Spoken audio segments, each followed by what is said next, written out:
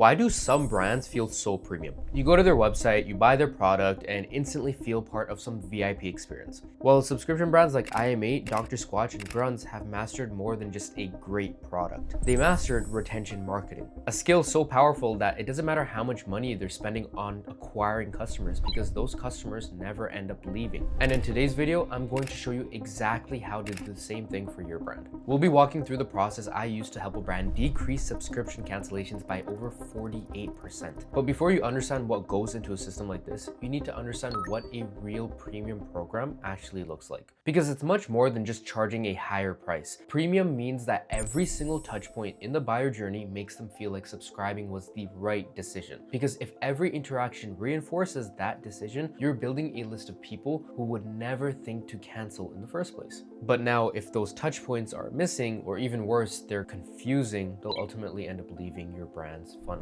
And with how hard it is to acquire a customer in 2026, that just ends up being more expensive in the long run. So while a premium program might not mean premium prices, it does mean a premium experience. One that keeps profits in your pocket. It makes the subscribers feel like a VIP of your brand. And that really boils down to these three core concepts. Now, the first principle is don't treat subscribers like customers. You see, subscribers are completely different than buyers who just purchase it one time. However, a lot of brands seem to treat them exactly the same. They get people onto their list, convert them into customers, and then continue to send them the same emails as everyone else, which means your most loyal subscribers are getting the same buy now emails for the products they've already been receiving on a monthly basis. Do you know how funny that is? So this only leads to confusion and ultimately churn for that subscription active customer. Because these subscribers just signed up for a monthly membership to your brand and you're still trying to sell them on a one-time purchase. And that's what was happening with a recent brand that we just started working with in the last 3 months. They were sending the same acquisition campaigns to active paying subscribers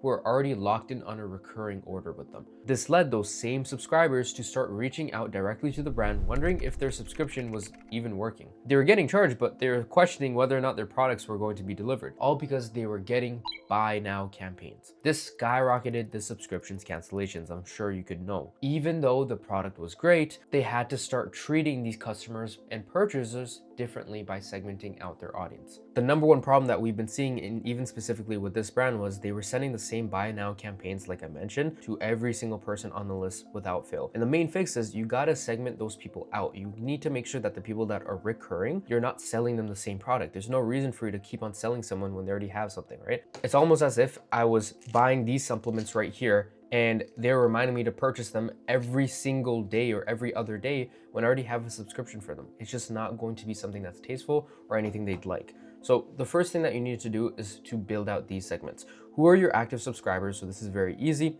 Who are your new subscribers within the last 30 days? Your at-risk subscribers, so people that are effectively looking to pause, or they're skipping orders, or ultimately they're opening less emails as time goes on. Then you have your churn subscribers. These are people that subscribed and then canceled, probably because you were doing a shitty job at making sure that they were happy.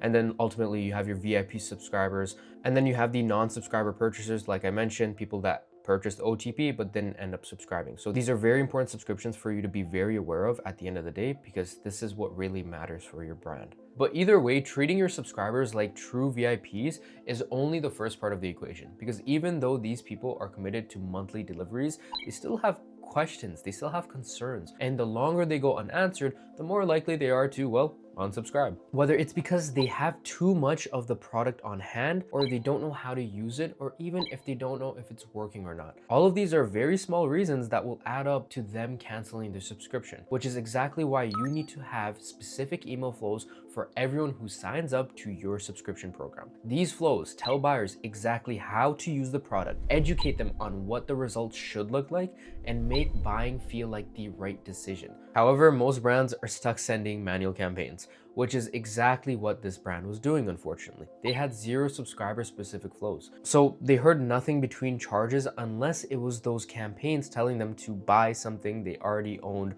or they already had on the way. So every time customers heard from this brand, it was either because they were being charged or being confused, which is exactly why their cancellation rate was so high, specifically from emails. So what we had to do was build out a flow system that doesn't just retain subscribers, but turns every touch point into another reason to stay. Now, let's focus on the flows. So the main thing that people are doing nowadays is they will go ahead, they'll get someone in as a subscriber, and then that's it, job's finished.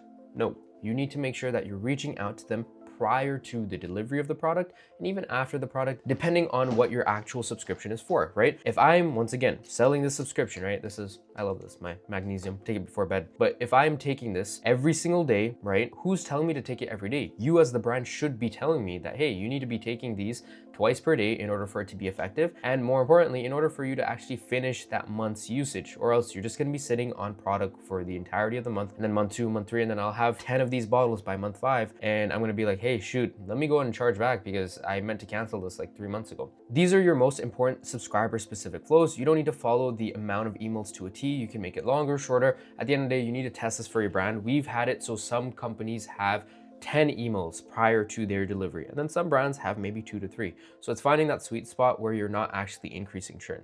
So you have your subscription confirmed. It's very simple after someone goes ahead and subscribes. Feel free to pause the video if I go through it, but the whole basis of this is so you guys are able to understand the baseline of what you need. Pre-delivery education. So before that product gets there, we need to educate them. Hey, Umar, before you get your L-theanine magnesium, make sure that you are taking 2 of them per day. In this case, it's 1 per day. So you're able to finish it within that first month before your next product comes. And more importantly, for things to be most effective for you. Then you have your post-delivery check-ins. You have your pre-renewal reminders. You have your post-renewal confirmations. That's very important because you can't just be charging people and not telling them about it. That's how you increase your actual chargeback rate if you don't have these in place.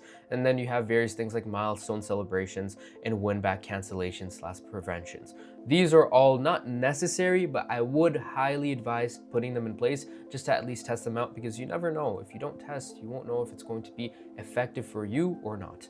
Now, even with those 2 first principles in place, there's still one important one left. If you really want to build a subscription program that keeps people buying from you forever, you need to start treating it like your acquisition funnel. Because ultimately, if you think about it, most brands know exactly how many creatives they're running, what the best split tests are, and what their cost per acquisition is, but they couldn't tell you a single KPI when it comes to their retention. So if keeping customers on subscription is important to your brand, you need to actually act like it. However, the metrics you track here are completely different than your typical email marketing KPIs like open rate, click-through rate, conversion rate. These are the most KPIs for you to keep track of. These are the 5 main retention metrics that you should be following specifically when you're dealing with emails and subscriptions. The first being your cancellation rate by each cohort. It's very important that you're tracking this because you don't know whether or not someone is churning out within a short amount of time or within, say, 6 months or 8 months, right? So you need to know exactly when people are churning out and when it's most likely for them to churn out, because maybe then,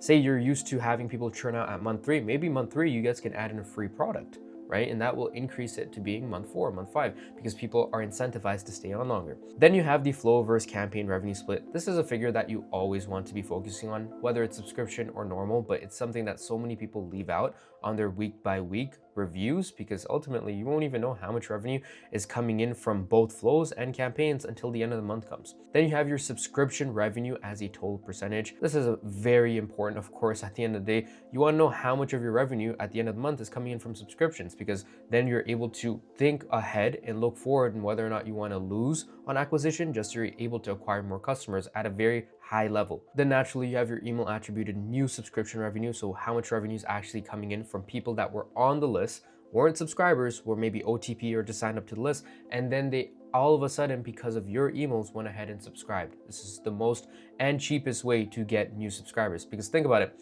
I could have paid for a customer to come onto the website. They didn't purchase, they signed up to a list, right? So effectively my cost to get them onto the website, I could have paid $50, but it means nothing to me because I got nothing back. Now, what I ended up doing was I went ahead, I nurtured them, and then boom, I went ahead and got them subscribed. 6 months later, they're still subscribed.